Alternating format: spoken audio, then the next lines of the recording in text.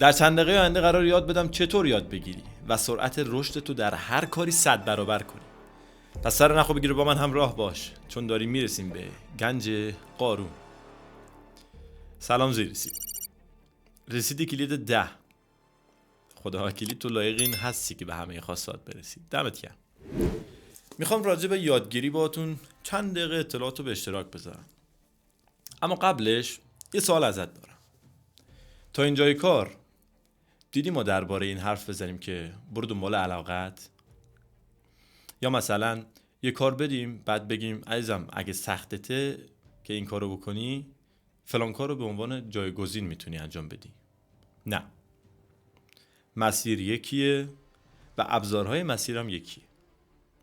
مسیر قطعا مسیر سختیه، نه به این علت که قرار باشه جونت در خطر باشه. نه، سختیش به اینه که حوصله سربره.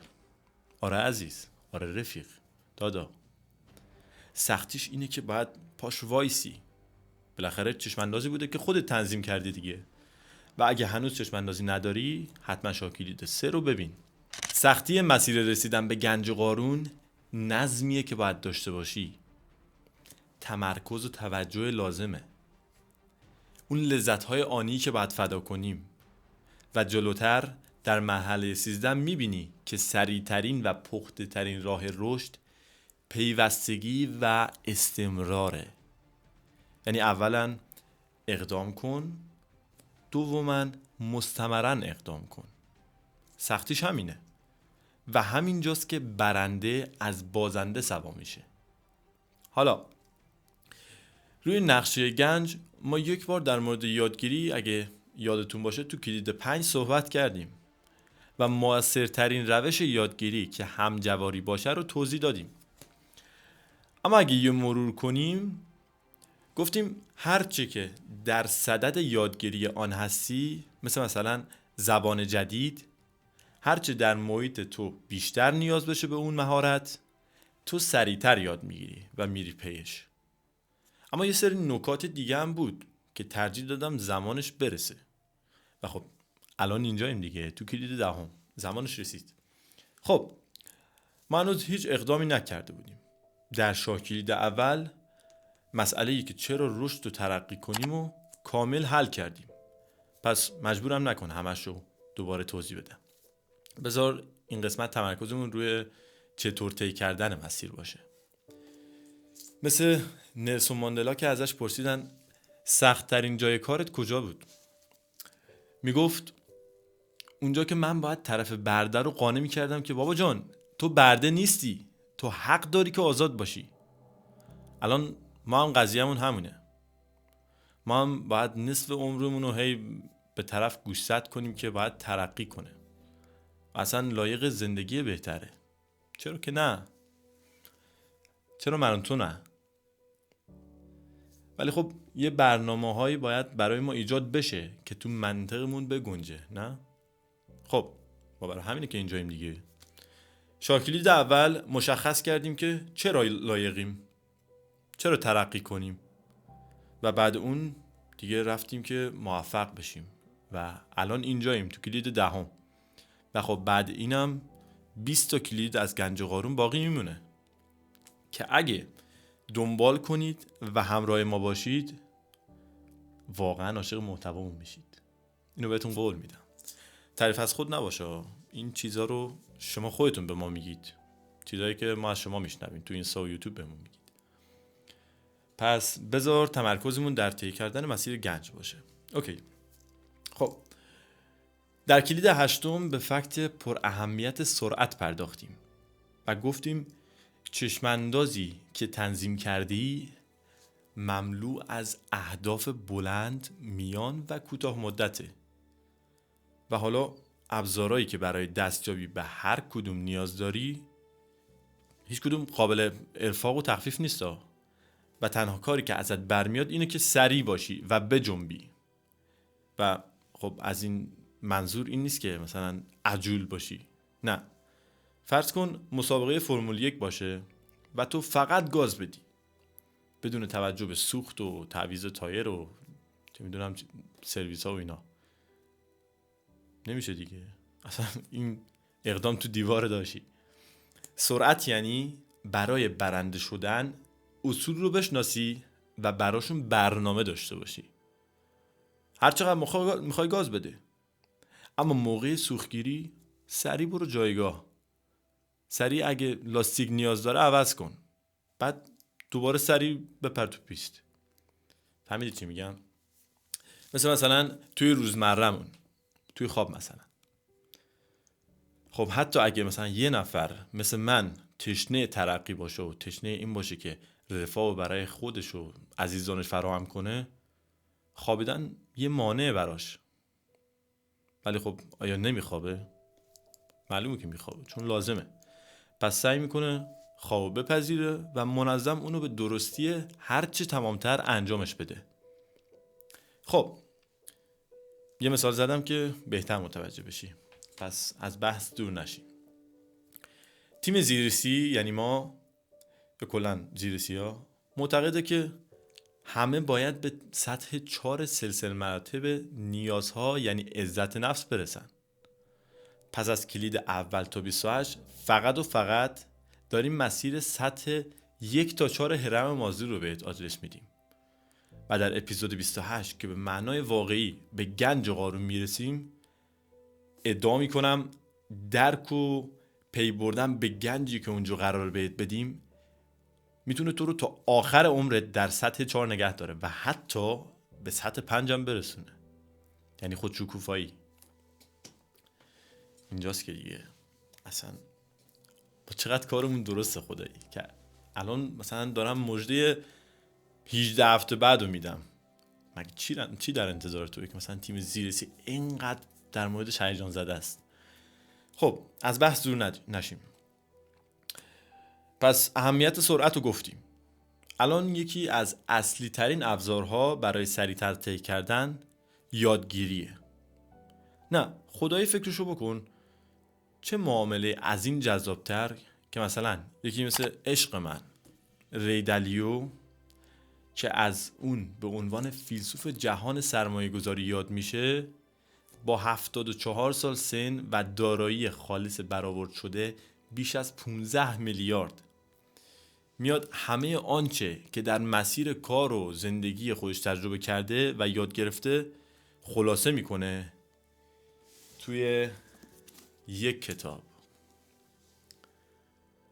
بنابراین تو میتونی همه اصول اساسی کار و زندگی ری دالیو رو با قیمت فقط 400-500 تومن بخری. به خدا مفته. اصلا اون توشه و دانش حساب شده‌ای که در این کتابه قیمت نداره. تو فرض کن داری مثلا پول کاغذشو میدی. حالا ما زیر سیاه خب که اینجوری نیستیم، ولی عده‌ای خودشونو از این گنج محروم میکنن که چی؟ گرونه. بعد همون آدم میره یه بعد غذا بیرون میخوره 1 میلیون پیاده میشه. حالا بعداً مفصل در مورد هزینه فرصت گپ میزنیم، ولی این فکتو یادت نره. به قول نیما یوشیج، بعد از چیزی کاست تا به چیزی افزود. تو بالاخره اون پولو از دست میدی، اما انتخاب با توئه که باهاش همچین کتابی بخری و یا یه دونه پیتزا. اولی تا آخر عمر سیر نگهت میداره و دومی 4 ساعت. نهایتش تازه گفتم. ولی اینم یادت باشه من هیچ لینک خریدی نمیذارم که فکر نکنی بابت معرفی این گنج پولی از کسی گرفتم. ولی فارسی اسمش اصول اساسی کار زندگی از ری دالیو هست که حدود 400-500 تومنه. خودت برو پیدا کن، بخر، بخون. یعنی هیچ تبلیغ در کار نیست. خب داشتیم از سرعت میگفتیم. مثلا در سرمایه گذاری از ری دالیو کار درست‌تر مگه هست؟ اصلا میدونی چقدر با مطالعهش تو زندگی حداقل در سرمایه گذاری ها جلو میفتی و سرعتت بیشتر میشه؟ حالا خبر خوب این که در 8 بعد زندگی، یعنی که توی یکی از کلیدا گفته بودم، یعنی پول، کسب و کار، روابط، خانواده، معنویت، جسم و سبک که تو شاه کلید دوم گفته بودم اگه اشتباه نکنم. اینا قطعا ما اسطوره‌ای وجود دارن که کتاب موثق و معتبری نوشتن در این 8 بود و اون همه مثلا سال خرد و تجربه رو در اختیار عموم گذاشتن. بعضی وقتا به خودم میگم چقدر واقعا خوبه که خیلی چیزا پولیه. مثلا لازم نیست منم 70 سال از عمرم بگذره تا به دانش ری دالیو برسم، کتابشو میخرم. البته اینجای کار باید در مورد کتاب یه پرانتزی باز کنم که کمتر کسی گفته. ببین، فقط چون همه اینقدر از مزایای کتاب میگن منظور این نیست که بری کتابخونه از قفسه اول شروع کنی دیگه به خوندن پدر کتابخونه رو در بیاری. نه، کتابی برای تو مفیده که در راستای چشم اندازت باشه و در مسیر به تو یاری بده.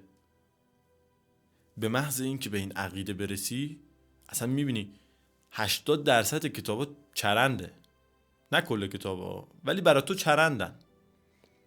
یه 20%ش مثلا ارزش خوندن داره و باز از اون 20% 1% هست که مثلا به درد شخص تو میخوره. پس باید بگردی اونا رو پیدا کنی.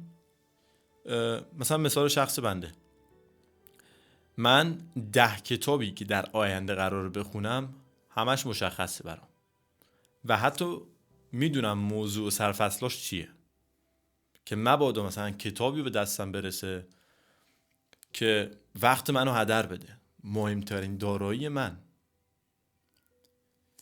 یه کتابی مثلا هست که کل دنیا میشناسش ولی من هنوز نخوندم، قرارم نیست بخونم چون راست کار من نیست، به درد من نمیخوره.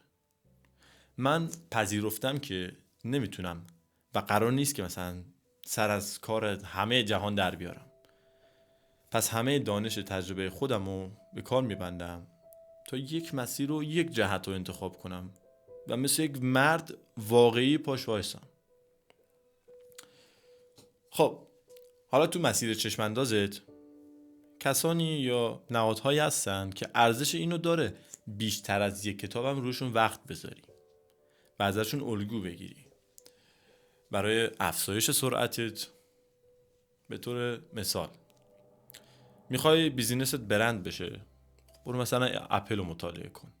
جدی میگم اسطوره دیگه اپل در برند شدن، خودت میدونی دیگه.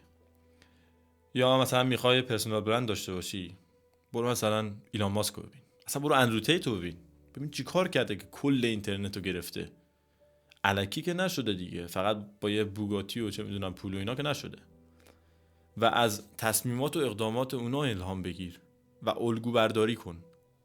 حالا مثلا عده‌ای باز به مقطعی میرسن که احساس میکنن نیازه که با این اسطوره ها ارتباط بیشتری داشته باشن و مستقیم از خودشون مشاوره بگیرن که در اینجور مواقع میگن مرشدی اختیار کن، یه کوچ شخصی یا منتور. معروف ترین مثال منتور تو کل تاریخ معروف ترینش میشه گفت منتور یا مرشد اسکندر مقدونی که فتوحات و کشورگشایی اون در تاریخ هنوزم سر زبوناست. مرشدش مثلا ارسطو بود. بعد مرشد ارسطو این فیلسوف خردمند و افسانه‌ای افلاطون بود و مرشد افلاطون سقراط و همه مدیون مرشدان خودشون بودن. یا نمونه وطنی مرشدی و شمس و مریدی مولانا که مولانا همیشه به تاثیر شگرفی که شمس در سیرتش گذاشته اقرار کرده. یا تونی رابینز که شاگرد جیم ران بوده. یا حتی رضا توانا که شاگرد پاتریک بدیویده که گفته بودم اون اولا، و تیم زیرسی که شاگرد خود رضا تواناست. ما با ادغام مرحله 5 و 10 به اهمیت تاثیر دیگران پی بردیم. اما خب حتما که نباید رفیقای نزدیکمون باشن. همین که مطالعهشون کنی و جریان فکریشون رو دنبال کنی میتونی همجواری رو شبیه سازی کنی. تمرین این مرحله اینه که هرچی زودتر، چون سرعت خیلی مهمه بچه‌ها، واقعا سرعت خیلی مهمه، زمان خیلی مهمه، اینه که کتاب اصول اساسی ری دالیو رو تهیه کنی و مطالعه کنی. هیچ لینکی هم گفتم نذاشتیم، تبلیغ در کار نیست، خودتون میتونید تهیه کنید از هر جا که دلتون میخواد. ما در 8 بعد زندگی کتاب 1% رو شناسایی کردیم، ولی اول باید ثابت کنی که پایه‌ای، بعد دیگه میریم سراغ بقیه‌اش. پس کتابو تهیه کن، مطالعه کن و چیزایی که ازش یاد گرفتی و تو دایرکت زیرسی برامون بفرست. توی تلگرام مثلا میتونید برامون بفرستی که توی دیسکریپشن خب لینک زیرسی هست. اینجا ازت میخوام که سابسکرایب کنی. میدونم که درخواست خب خیلی تکراریه، ولی خب اینو واقعا میگم که هرچی بیشتر سابسکرایب کنید و لایک کنید، خب ما میتونیم به زیرسی‌های بیشتری کمک کنیم دیگه. پس همکاری کنید، قدرتو بدون. چاو چاو.